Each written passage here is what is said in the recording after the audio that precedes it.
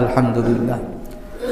সমস্ত প্রশংসা, তারিফ ও গুণগান সেই মহান রব্বুল আলামিনের জন্য, যে আল্লাহ রব্বুল আলামিন আমাদেরকে অনেক ব্যস্ততার মধ্য দিয়েও জুমার সালাতের জন্য যথাসময়ে মসজিদে সমবেত হওয়ার তৌফিক দান করেছেন। সেই আল্লাহ রব্বুল আলামিনের দরবার ইলাহিতে অসংখ্য অগণিত শুকরিয়া জ্ঞাপন করছি, আলহামদুলিল্লাহ। আজকের যে বিষয় নিয়ে আলোচনা করার ইচ্ছা পোষণ করেছি, বিষয়টা গত জুমার আগের জুমায় ঘোষণা করেছিলাম।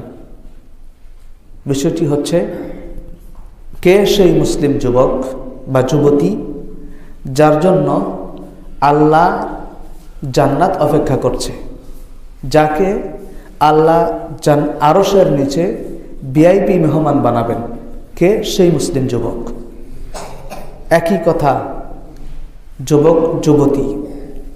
মুসলিম যুবকের একটা গুরুত্বপূর্ণ ভূমিকা, গুরুত্বপূর্ণ একটা মর্যাদা রয়েছে ইসলামী শরীয়তের মধ্যে। কে সেই মুসলিম যুবক বা যুবতী যাকে আল্লাহ আরশের নিচে ভিআইপি মেহমান বানাবেন, যার জন্য আল্লাহর জান্নাত অপেক্ষমান? বুখারীর হাদিসে স্পষ্টভাবে বলা আছে, আশ-শাবুল্লাযী নাশা ফি ইবাদাতিহি। আর আরেক জায়গায় বলা আছে, আশ-শাবুল্লাযী তালাবাতহু ইমরাআতুন যাতু মানসাবিন ওয়া জামালিন ফাকালা ইন্নী আখাফুল্লাহ।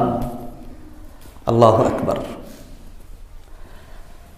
আল্লাহ রাব্বুল আলামিন সূরা ফুসসিলাতের 30 নম্বর আয়াতে বলছেন, ইন্নাল্লাযীনা ক্বালু রাব্বুনাল্লাহু সুম্মা ইসতাকামু তাতানাজ্জালু আলাইহিমুল মালাঈকাতু আল্লা তাখাফু ওয়া লা তাহজানু ওয়া আবশিরু বিল জান্নাতিল্লাতী কুনতুম তুআদুন।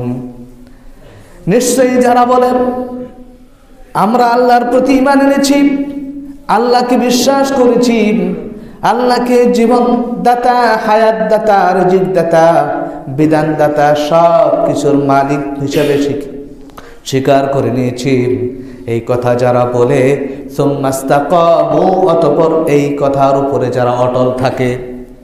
বললেই তো হবে না। অনেক হিন্দু, বৌদ্ধ, খ্রিস্টানেরাও কালেমা পড়ে লা ইলাহা ইল্লাল্লাহ, তাই বলে তারা কোশ্চিনকালেও তারা জান্নাতে যাবে না। কারণ যতক্ষণ পর্যন্ত এই কালেমার হক আদায় না করবে, ততক্ষণ যে কেউ কালেমা পড়লে সে জান্নাতি হতে পারে না। এই জন্য আল্লাহ বলছেন, যারা বলবে ইন্নাল্লাযীনা ক্বালু রাব্বুনাল্লাহ, নিশ্চয়ই যারা বলে আমাদের রব আল্লাহ, আমাদের মালিক, আইনদাতা, বিধানদাতা, রিজিকদাতা, সর্বক্ষমতার মালিক, সব কিছুর মালিক হচ্ছেন আমাদের রব আল্লাহ, এই কথা যারা বিশ্বাস করে এবং সুম্মাস্তাকামু, অতঃপর এই কথার উপরে অটল থাকে। অটল থাকতে হবে, তলে পড়লে হবে না, বিগড়ে গেলে হবে না, ছিটকে পড়লে হবে না। এই কথার উপরে যারা অটল থাকে, তাতানাজ্জালু আলাইহিমুল মালাঈকাতু আল্লা তাখাফু ওয়া লা তাহজানু ওয়া আবশিরু বিল জান্নাতিল্লাতী কুনতুম তুআদুন। তাদের কাছে আল্লাহর রহমতের ফেরেশতারা আসে। বিশেষ করে তারা যখন মৃত্যুবরণ করে, মৃত্যুর সময় তাদের কাছে আল্লাহর রহমতের ফেরেশতারা আসে। আয়েশা বলে, তোমরা কোনো ভয় করো না, তোমরা কোনো চিন্তা করো না। ও মুসলিম যুবক, তুমি তো ঈমানের উপর অটল ছিলা, তোমার যৌবনকাল আল্লাহর ইবাদতের মধ্য দিয়ে কাটিয়েছ। ও মুসলিম যুবক, তোমার কোনো ভয় নেই, তোমার কোনো টেনশন নেই, আল্লাহর জান্নাত তোমার জন্য অপেক্ষমান। ফেরেশতারা ওই ব্যক্তির শিওরে এসে এই সমস্ত জান্নাতি পয়গাম, সুসংবাদ দিতে থাকে, তাদের জন্য রহমত কামনা করতে থাকে।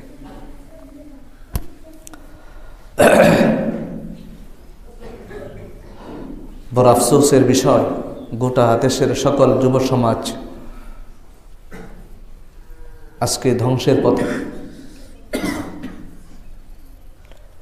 একেবারে 99% যুবক ধ্বংসপ্রাপ্ত, পথভ্রষ্ট। ক্ষতিগ্রস্ত। যুবক যুবতী একই ভাষা। তো আল্লাহ বলছেন, যারা ঈমান রেখে ঈমান আনয়ন করে ঈমানের উপরে অটল থাকবে তাদের কোনো ভয় নেই। তো আসুন আমাদের আলোচ্য বিষয়ে চলে যাই। তাহলে একজন মুসলিম যুবক বা যুবতী হলে তাকে আল্লাহর প্রতি দৃঢ় বিশ্বাস রাখতে হবে এবং বিশ্বাসের উপরে অটল থাকতে হবে। যিনি বিশ্বাস আনয়ন করার পর, ঈমান আনয়ন করার পরে তার ঈমানের উপরে অটল থাকবে, তার জন্য সুসংবাদ। তাতানাজ্জালু আলাইহিমুল মালাইকাতু আল্লা তাখাফু ওয়া লা তাহজানু ওয়া আবশিরু বিল জান্নাতিল্লাতী কুনতুম তুআদুন। ও মুসলিম যুবক, ভয় করো না, চিন্তা করো না, টেনশন করো না। তার কারণ হলো তোমাদেরকে সুসংবাদ জানানো হচ্ছে ওই জান্নাতের জন্য, যে জান্নাত তোমাদের জন্য অপেক্ষমান, যে জান্নাতের ওয়াদা আল্লাহ করেছেন। তোমরা ঈমানের উপর অটল থাকো, আল্লাহর জান্নাত তোমার জন্য অপেক্ষা করছে। সুবহানাল্লাহ। কার কথা? আল্লাহ জানাই দিয়েছেন, আল্লাহ নিজে বলতেছেন এই কথা। সূরা ফুসসিলাত 30 নম্বর আয়াত।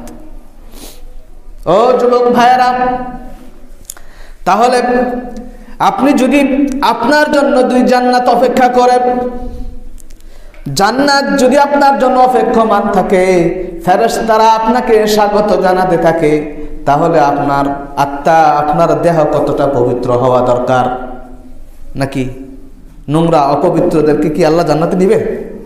হ্যাঁ, নোংরা চরিত্রের, অপবিত্র, অবাধ্য কোন যুবক যুবতী কি জান্নাতে যাবে? কোশ্চিন কালেও না। আজকে এই জন্যই আলোচনার বিষয় দিয়েছি, কে সেই মুসলিম যুবক যার জন্য আল্লাহর জান্নাত অপেক্ষমান, যাকে আল্লাহ আরশের নিচে ভিআইপি মেহমান বানাবেন। আমরা একটু পরিচয় জেনে নেই। তাকে অবশ্যই আল্লাহর প্রতি দৃঢ় বিশ্বাসী হতে হবে এবং বিশ্বাসের উপরে অটল থাকতে হবে। এবার আসুন, এরপরে এই মুসলিম যুবকের ভিতরে আর যখনই আল্লাহর প্রতি পরিপূর্ণ আস্থা এসে যাবে, পরিপূর্ণ বিশ্বাস এসে যাবে, বিশ্বাসের উপর অটল থাকার চেষ্টা করবে, তখন তার দ্বিতীয় কর্তব্য হলো তাকে রাসূলের আদর্শ গ্রহণ করতে হবে। নাকি? অবশ্যই রাসূলের আদর্শ তাকে গ্রহণ করতে হবে। কেননা আল্লাহ রাব্বুল আলামিন তার রাসূলকে প্রেরণ করেছেন। আল্লাহ নবী বলছেন, বুইসতু লিউতাম্মিমা মাকারিমাল আখলাক। আমাকে আল্লাহ কিয়ামতের আগে পাঠাইছেন এই জন্য যে আমি যেন দুনিয়ার মানুষের, বিশেষ করে যুবক যুবতীদের চরিত্র, উত্তম চরিত্র তাদেরকে আমি শিক্ষা দিতে পারি। রাসূল উত্তম চরিত্র শিক্ষা দিয়েছেন, উত্তম চরিত্রের কথা বলেছেন। যখনই কোনো যুবক ভাই এবং বোন উত্তম চরিত্রের অধিকারী হবে, উত্তম চরিত্র ধারণ করবে, তখনই তার জন্য আল্লাহর সেই জান্নাতি পয়গাম চলে আসবে, তখনই তার জন্য আল্লাহর জান্নাত অপেক্ষমান হবে। তাহলে যুবক বা যুবতীর মধ্যে আল্লাহর রাসূলের আদর্শ থাকতে হবে। কিন্তু বড় পরিতাপের বিষয়, গোটা বিশ্বের সকল দিকে তাকাইয়া দেখেন, সমাজ, দেশ, রাষ্ট্র, সমগ্র বিশ্বের দিকে তাকিয়ে দেখেন, যুব সমাজ আজকে রাসূলের আদর্শ থেকে অনেক দূরে আছে। শতকরা 10 জন যুবকের মুখে দাড়ি নেই। তারা চিন্তা করে, এখনই দাড়ি রাখলে ভালো মেয়েরা তো আমাদেরকে বিয়ে করবে না, এখনই দাড়ি রাখলে ডিফেন্সে চাকরিতে নেবে না, এখনই দাড়ি রাখলে মানুষ বোড়া বলবে। অনেক অনেক অনেক কথা। তাহলে কি এই যুবকের জন্য কি আল্লাহর জান্নাত অপেক্ষা করছে? এই যুবক কি আল্লাহর আরশের নিচে ভিআইপি মেহমান হবে? আফসোস, আমরা কোত্থেকে মুসলমান হলাম? কিভাবে এই আকীদা আমাদের ভিতরে চলে আসলো? মুসলমান হয়েও দাড়ি চাচা যায়, এটা আল্লাহ রসুলের সাহাবারা স্বপ্নেও দেখেন নাই।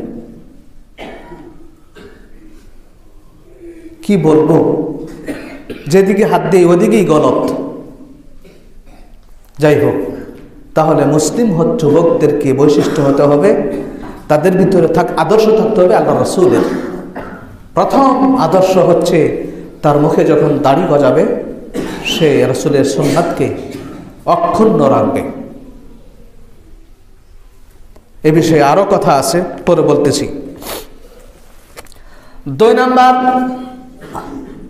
এই যুবক 5 ওয়াক্ত সালাতের হেফাজত করবে, আল্লাহর প্রতি তার পূর্ণ আস্থা আছে। যুবক যুবতী উভয়কেই বলছি, একই কথা একই ভাষা। প্রথমত আল্লাহর প্রতি তার দৃঢ় বিশ্বাস আছে, দ্বিতীয়ত সে রাসূলের আদর্শ গ্রহণ করেছে। 3 নাম্বার কাজ হলো তাকে 5 ওয়াক্ত সালাত যথাযথভাবে হেফাজত করতে হবে। তার কারণ হলো কিয়ামতের দিন আউয়ালু মা ইউহাসাবু বিহিল আবদু ইয়াউমাল কিয়ামাতি আস-সালাম। কিয়ামতের দিন বান্দার সর্বপ্রথম যে হিসাব নেওয়া হবে সেটা হলো সালাত। সালাতের হিসাব যার ঠিক আছে, আল্লাহ তাকে সব জায়গায় পার করে দিবেন। সালাতের হিসাব যার গরমিল হয়ে যাবে, সে সব হিসাবের মধ্যে ধরা খেয়ে যাবে, তার নাজাতের কোনো ব্যবস্থা হবে না। আর রাসূল জানাইয়া দিয়েছেন, সালাত আদায়কারী আর অনাদায়কারীর মধ্যে পার্থক্য, অর্থাৎ সালাত আদায়কারী মুসলিম ধরা যায়, সালাত যিনি পড়েন না তাকে সাহাবীরা কাফের জানতেন। অতএব একজন মুসলিম যুবক কুফরি হালতের মধ্যে থাকতে পারে না। কুফরি হালতের মধ্যে কোন মুসলিম যুবক যুবতী থাকতে পারে না। আল্লাহ রাসূল যারা সালাত পড়ে না তাদেরকে কাফের জেনেছেন, সাহাবীরা তাদেরকে কাফের জেনেছেন। অতএব এই কুফরি অবস্থার মধ্যে মুসলিম যুবকরা থাকতে পারে না। 3 নাম্বার কাজ হলো তাকে যথাযথভাবে 5 ওয়াক্ত সালাত যথাসময়ে আদায় করতে হবে।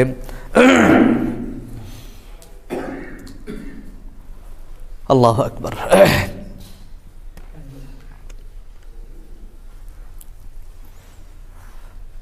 যুবকের সালাতের মূল্য অনেক বেশি। আল্লাহু আকবার। আমরা মনে করি আমরা এত মূল্যবান সময় কি আল্লাহর জন্য দিব? যৌবনকাল এত মূল্যবান একটা সময়, এ সময় যদি দাড়ি টাড়ি রেখে একেবারে আল্লাহওয়ালা হয়ে যায়, এটা কেমন হয়? ডিস্টার্ব করতেছে, একটু দেখেন তো কেমন হয়ে যায় এটা। আল্লাহু আকবার। তিরমিজির হাদিসে আসছে, আল্লাহ রাসূল বলছেন, আলা সিলাতাল্লাহি গালিয়াতুন, আলা সিলাতাল্লাহি আল জান্নাহ। আল্লাহ নবী বলছেন, ও আমার উম্মতেরা, আল্লাহর সম্পদের অনেক দাম। তোমাদের দুনিয়াতে অত দামি সম্পদ নাই। গোটা দুনিয়ার সমস্ত সম্পদ যদি বিক্রি করো, জান্নাতের মধ্যে একটা লাঠি রাখার জায়গা কিনতে পারবে না। সুবহানাল্লাহ। বুঝেন নাই? গোটা দুনিয়ার সমস্ত সম্পদ বিক্রি করে জান্নাতের মধ্যে একটা লাঠি রাখার জায়গাও ক্রয় করার মূল্য হবে না। তাহলে আপনি কত মূল্য দিবেন? কি মূল্য দিতে পারবেন আপনি? আল্লাহ রাসূল বলছেন, আলা সিলাতাল্লাহি গালিয়াতুন। ও আমার উম্মতেরা, জেনে রাখো, আল্লাহর সম্পদ অনেক দামি, অনেক দামি, অনেক দামি। আলা সিলাতাল্লাহি আল জান্নাহ। আর আল্লাহর সম্পদ হলো সেই জান্নাত। সুবহানাল্লাহ। জান্নাত অনেক দামি, জান্নাত অনেক মূল্যবান। আজকে কাজের সময়, এত কাজের সময় 10টা 5টা কামলা নিয়েছি, কাজ ফেলে রেখে নামাজে যাব, এটা কি করে সম্ভব? আমার ব্যস্ত সময়, আমার নামাজে যাওয়ার সময় নাই। ও ভাইয়ের আমার, আপনার ব্যস্ত সময় আপনার কাছে যত মূল্যবান, এর থেকে কত হাজার গুণ কিভাবে বলবো, এটার কোনো তুলনা করা যায় না। আল্লাহর জান্নাত তার থেকে অনেক অনেক অনেক দামি। রাসূল এভাবে বলেছেন। তুমি তোমার সময়টাকে যত মূল্যবান মনে করতেছো, তোমার সম্পদকে তুমি যত মূল্যবান মনে করতেছো, কিন্তু আল্লাহর জান্নাত আরো মূল্যবান। কতটা মূল্যবান? গোটা পৃথিবীর সমস্ত সম্পদ যদি তুমি দিয়ে বিক্রি করে আল্লাহর জান্নাত থেকে কিছু কিনতে চাও, একটা লাঠি রাখার জায়গা কেনার টাকাও তোমার হবে না। তাহলে কত দামি যেটা। এই দামি জিনিস পাওয়ার জন্য, দামি জিনিস পাওয়ার জন্য দামি সময় দিতে হবে, দামি সম্পদ দিতে হবে, দামি সময় কোরবানি করতে হবে। কথা বোঝেন নাই? আল্লাহর জান্নাত কি কম দামি নাকি? আপনার স্ত্রীকে সারা বছর শুধু কম দামি কাপড় কিনে দিবেন, 1 বছর 6 মাস দেখে কপালে ঝাঁটা মেরে চলে যাবে। এক খাস বাংলায় গ্রাম্য ভাষায় কথা বলছি, বাস্তবতা তাই না?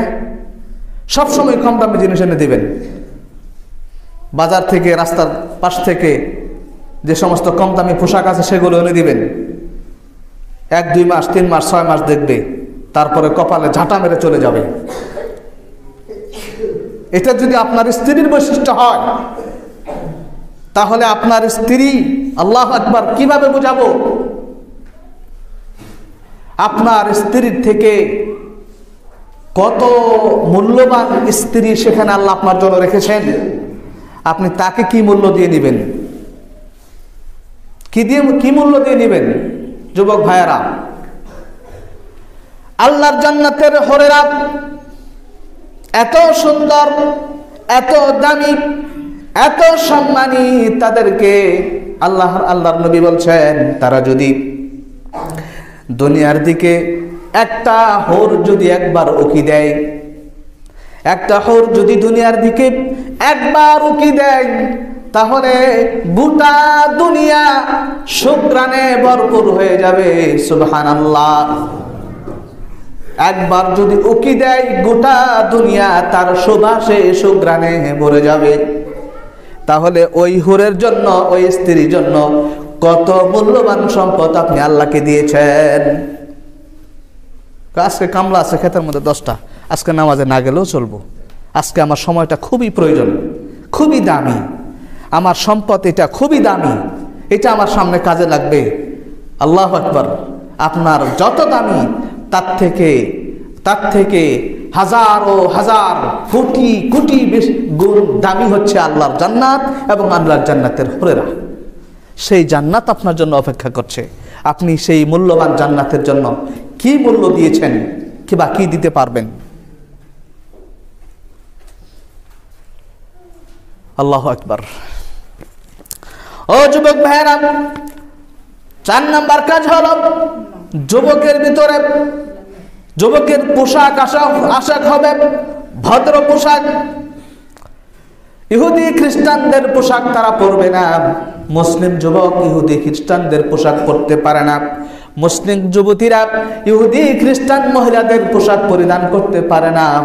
এমন পোশাক পরিধান করতে হবে, পোশাকে কোনো বাধা ধরা নিয়ম নেই, সব পোশাক পরা যায়। তবে এমন পোশাক পরতে হবে যেন পোশাকটা ঢিলে ঢালা হয়, নামাজ সালাত আদায় করতে কোনো কষ্ট না হয়। কিন্তু আমার দেশের যুবকেরা এমন সাইজের প্যান্ট পরে, প্যান্ট 3 জনে টেনে খুলে দিতে হয়, এমন প্যান্ট এখন যুবকেরা পরে। প্রস্রাব করার সুযোগ হয় না, বসতে পারে না, বসলে উঠতে পারে না, এমন অবস্থা। যদি ওই অবস্থায় সেজদায় কখনো নেমে নামাজে যায়, সেজদা করতে যায়, পিছন দিক থেকে গোপন অঙ্গের পশম বের হয়ে যায়। বাস্তবতা। এটা মুসলিম যুবকের বৈশিষ্ট্য হতে পারে না। কি সমস্যা হলো? এটা কোনো মুসলিম যুবকের অবস্থা হতে পারে না। মুসলিম যুবকের পোশাক এমনটা হবে না। ও ভাই জানেরা, মুসলিম যুবক টাকনুর নিচে পোশাক পরতে পারে না, কারণ আল্লাহ নবী ঘোষণা করেছেন, যিনি অহংকার বশত টাকনুর নিচে পোশাক ঝুলাইয়া পড়বে, কিয়ামতের দিন আল্লাহ তাকে পবিত্র করবেন না, তাকে ক্ষমা করবেন না, তার ওই জায়গাটা জাহান্নামে চলে যাবে। সব যদি না যায়, টাকনুর নিচের টুকু জাহান্নামে যায়, জাগা বাকিটুকু থাকলে এসে কি আমাদের ধারণা এরকম। এবার যুবতী বোনেরা এমন পোশাক পরিধান করে, যে পোশাক পরিধান করার পরে রাসূল তাদেরকে উলঙ্গ বলেছেন। পোশাক পরার পরেও তারা উলঙ্গ। কিয়ামতের আগে এমন নারীদের অবস্থা হবে, নারীরা পোশাক পরবে, পোশাক পরার পরেও বাহির থেকে লোকজন তাদেরকে দেখে আকৃষ্ট হবে, তার শরীরের অঙ্গভঙ্গি সব কিছু স্পষ্ট বোঝা যাবে। এখন পোশাকের ডিজাইনই হচ্ছে যত টাইট করে বানানো যায়। এটা কোনো মুসলিম নারীর পোশাক হতে পারে না, এটা অমুসলিমদের পোশাক। এই নারীর জন্য আল্লাহর জান্নাত নেই, এই যুবকের জন্য আল্লাহর জান্নাত অপেক্ষা করে নেই। কারণ বুখারীর হাদিসে বলছে 7 শ্রেণীর মানুষকে আল্লাহ আরশের নিচে ভিআইপি মেহমান বানাবেন। তার মধ্যে 1 নাম্বার হচ্ছে ইমামুন আদিল, ন্যায় বিচারক ইমাম। সেটা শাসক হতে পারে, মসজিদের ইমামও হতে পারে, দলের নেতাও হতে পারে, ন্যায় বিচারক ইমাম। এবং 2 নম্বরে বলা হয়েছে শাবুল্লাযী নাশা ফি ইবাদাতিহি, ওই যুবক ওই যুবতী যে তার যৌবনকালটা আল্লাহর আনুগত্যের মধ্য দিয়ে কাটিয়েছে। সুবহানাল্লাহ। আল্লাহর আনুগত্য বলতে ওই যুবক যুবতীর পোশাকে আল্লাহর বিধান আছে, ওই যুবক যুবতীর দেহের মধ্যে আল্লাহর বিধান মেনেছে, পোশাকে আল্লাহর বিধান মেনেছে, সালাতের মাধ্যমে আল্লাহর বিধান পালন করেছে, কোন জায়গাতেই সেই আল্লাহর বিধান লঙ্ঘন করে নাই। ওই যুবকের জন্য আল্লাহর জান্নাত অপেক্ষা করছে। আর হাসরের দিন আল্লাহ ওই যুবককে ভিআইপি মেহমান হিসাবে আরশের নিচে ছায়াদান করবেন। তাহলে আমাদের যে পোশাক, শার্ট পরেন, পাঞ্জাবি পরেন, কোনো বাধা নেই, কিন্তু সেটা ঢিলাঢালা হতে হবে। নারীদের পোশাক এমন পোশাক পরতে হবে, পোশাক পরার পরে যেন বাহির থেকে বোঝা না যায় যে শরীরের কোন অঙ্গ কোথায় আছে, কেমন আছে, এগুলো যেন মানুষ আঁচ করতে না পারে। ওই ধরনের পোশাক পরিধান করতে হবে, নচেত ওইটা মুসলিম পোশাক হতে পারে না। এবার আসুন, যুবকের সবচেয়ে মূল্যবান সম্পদ হলো যৌবনের শক্তি। কিয়ামতের দিন বান্দাকে 5টি প্রশ্ন করা হবে, তার মধ্যে 2 নম্বর প্রশ্ন হলো আন শাবাবিহি ফিমা আবলাহু। ও যুবক ভাইয়েরা, যুবক বোনেরা, কিয়ামতের দিন আপনাকে আল্লাহর সামনে দাঁড় করায়া আল্লাহ জিজ্ঞেস করবে, ও আমার বান্দা, ও আমার বান্দি, তোমাকে যৌবন শক্তি দিয়েছিলাম, এই শক্তি তুমি কোন কাজে ব্যয় করেছ? এই উত্তর যতক্ষণ না দিতে পারবেন ততক্ষণ পর্যন্ত আপনি আল্লাহর সামনে থেকে পা উঠাইতে পারবেন না। এক একটা কথা অনেক লম্বা। তাহলে যৌবনকাল মানুষের জীবনের একটা সোনালী সময়, সবচেয়ে দামি সময়। এই সময়ের ইবাদত আপনি যদি ইচ্ছা করেন তাহাজ্জুদের সালাতে ঘন্টার পর ঘন্টা দাঁড়িয়ে সালাত আদায় করতে পারবেন। আপনি ইচ্ছা করলে ফজর এবং ইশাতে জামাতের সাথে মসজিদে এসে সালাত আদায় করতে পারবেন। আপনার গায়ে শক্তি আছে, শীত আপনার মালুম হচ্ছে না, এটা যৌবনের একটা উপহার। এই সময়ের ইবাদত আল্লাহর কাছে সবচেয়ে প্রিয়। এই জন্যই তো আপনার জন্য আল্লাহ জান্নাত অপেক্ষা করছেন। এই জন্য তো আল্লাহ ঘোষণা করেছেন যে এই যুবকের জন্যই আমি কিয়ামতের দিন হাসরের মাঠে আমি যুবককে ভিআইপি মেহমান বানাবো। যে যুবক ফজরের সময় আযান শুনে দৌড়িয়ে মসজিদে চলে আসে, শীতকে শীত মনে করে না, রাত্রিতে দাঁড়ায়া তাহাজ্জুদের সালাত আদায় করে, যারা রাত্রিতে দাঁড়ায়া কোরআন তেলাওয়াত করে, আল্লাহর ইবাদত করে, ওই সকল যুবকের জন্যই আল্লাহর জান্নাত। এটা হলো যৌবনকালের হক আদায় করার কথা। তারপরে যুবকেরা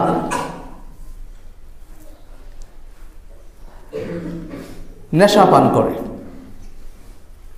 আজকে বর্তমান সমাজের ছেলেরা, মেয়েরা সহ, শুধু ছেলে না, এখন কলেজ ইউনিভার্সিটির মেয়েরাও ওপেন সিগারেট খায়, গাঁজা খায়, হেরোইন খায় ওপেনলি। মানে এইটাই যেমন একটা বর্তমান সময়ের একটা স্ট্যাটাস চলে আসছে। এটা আধুনিকতার ছোঁয়া। একটা ডিজিটাল ছেলে মেয়ে ওপেন সিগারেট খাচ্ছে।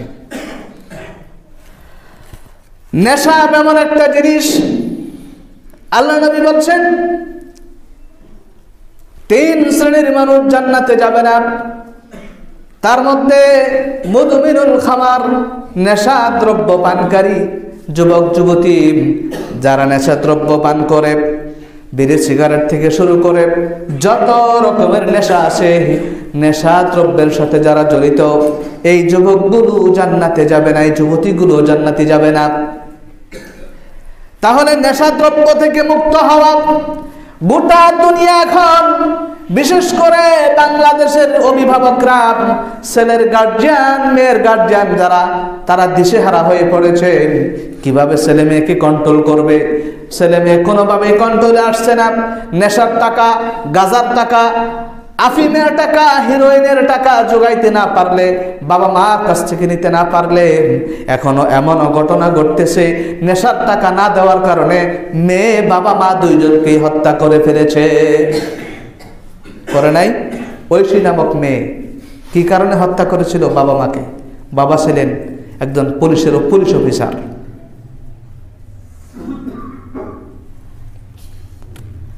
তাহলে নেশা পানকারী কোন যুবক জান্নাতে যাবে না, কোন যুবতী জান্নাতে যাবে না, নেশা দ্রব্য পানকারী কোন ব্যক্তি জান্নাতে যাবে না। তাহলে আমাদের সমাজ, মুসলিম যুবক যুবতী যারা, তারা নেশা দ্রব্য থেকে দূরে থাকবে। জুয়া থেকে, লটারি থেকে, বহু পদ্ধতিতে এখন জুয়া লটারি চলছে। ইন্টারনেটে জুয়া লটারি, ঘরে বসে বসে মোবাইলে জুয়া খেলা যায়, বিভিন্ন রকমের জুয়া নেমেছে। আল্লাহ বলছেন এগুলো সব হচ্ছে অপবিত্র শয়তানের কাজ। তাহলে মুসলিম যুবক যুবতী যারা, তারা এই কাজগুলো করতে পারে না, এই কাজ থেকে তাকে পবিত্র হতে হবে। এরপরে সবচেয়ে বড় যে রূপ বর্তমান যুব সমাজকে ধ্বংস করে ফেলেছে, সেটা হলো প্রেম ভালোবাসা। প্রেম ভালোবাসার মধ্যে পড়ে এমন একটা অবস্থা সৃষ্টি হয়েছে, আল্লাহু আকবার, কথা বলতে লজ্জা হয়। এখন স্কুল কলেজগুলো খুঁজে পাওয়া যায় না প্রেম ছাড়া, জোড়া ছাড়া কোনো ছাত্রছাত্রী আছে কিনা খুঁজে পাওয়া অসম্ভব। বলতে পারেন হুজুর আপনি এত কিছু জানেন কেমনে? আমরা মানুষ এই কাজ করে, আমাদের এটাই হচ্ছে আমাদের পেশা। পেশাই হচ্ছে এটা, ছাত্রছাত্রীদের অবস্থা জানা, বোঝা, কন্ট্রোল করা, এটা আমাদের দায়িত্ব। গোটা দেশের স্কুল মাদ্রাসা সব জায়গায় কি অবস্থা, ইল্লা মাশা আল্লাহ কিছু কওমি বা হাফিজি মাদ্রাসা একটু ব্যতিক্রম আছে, তারপরও সেখানেও আছে প্রেম ভালোবাসা। তারা যুক্তি দেয় ইউসুফ নবী প্রেম করতে পারছে, আমরা করলে সমস্যা কি? বদমাইশ, এটা কত বড় বদমাইশ। ইউসুফ আলাইহিস সালাম প্রেম করে নাই, ইউসুফকে প্রেমে ফালানোর জন্য চেষ্টা করেছে। ও মুসলিম যুবক যুবতী বোনেরা, এখন তুমি ইউসুফ আলাইহিস সালামের কাছ থেকে শিক্ষা নাও। ইউসুফকে ওই রাজপ্রাসাদের সকল দরজা বন্ধ করে জুলাইখা যখন তার ভিতরে খাস কামরার ভিতরে ডেকে নিল, নেওয়ার পরে ইউসুফ আলাইহিস সালামের কাছে যখন প্রেম নিবেদন করলেন, ও যুবক ভাইয়েরা, যুবতী বোনেরা শিক্ষা নাও, আসল ঘটনাটা কি শুনে নাও। 7টা দরজা, রাজপ্রাসাদের 7টা দরজা বন্ধ করে ভিতরের খাস কামরার ভিতরে জুলাইখা ইউসুফ আলাইহিস সালামকে ডেকে নিয়েছেন তার কাছে তার প্রেম নিবেদন করার জন্য। কিন্তু ইউসুফ আলাইহিস সালাম জানতেন না যে আমাকে এই পরিস্থিতিতে ফেলবে, জানলে তিনি যেতেন না, জানতেন না, ডেকে পাঠাইছেন, গেছেন।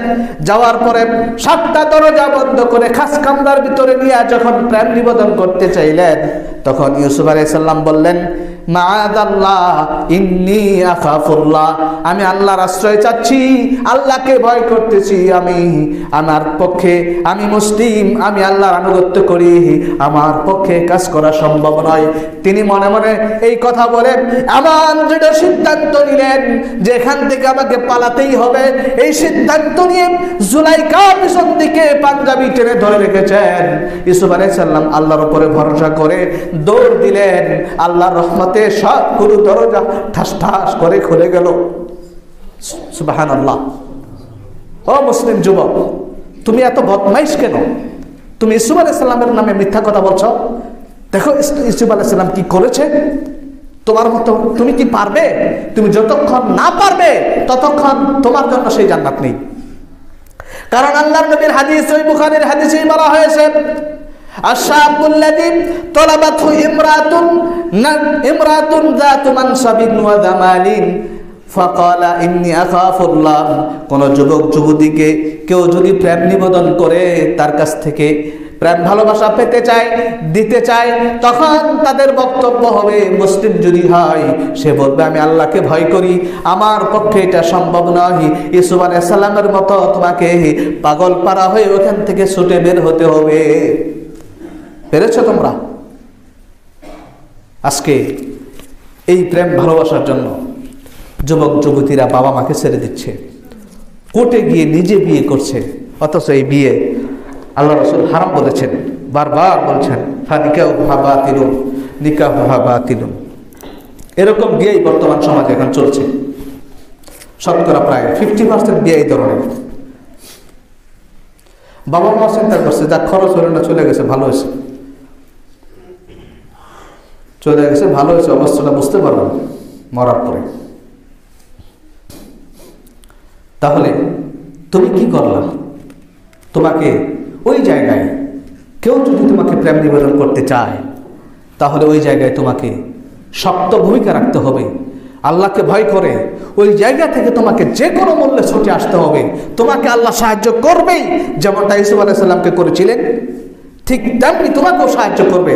ইউসুফ আলাইহিস সালামের পিছনের পাঞ্জাবি ছিঁড়ে জুলাইখার হাতে রয়ে গেছে, ইউসুফ আলাইহিস সালাম দৌড় দিয়েছেন, সবগুলো দরজা ঠাস ঠাস করে খুলে গিয়েছে। সুবহানাল্লাহ,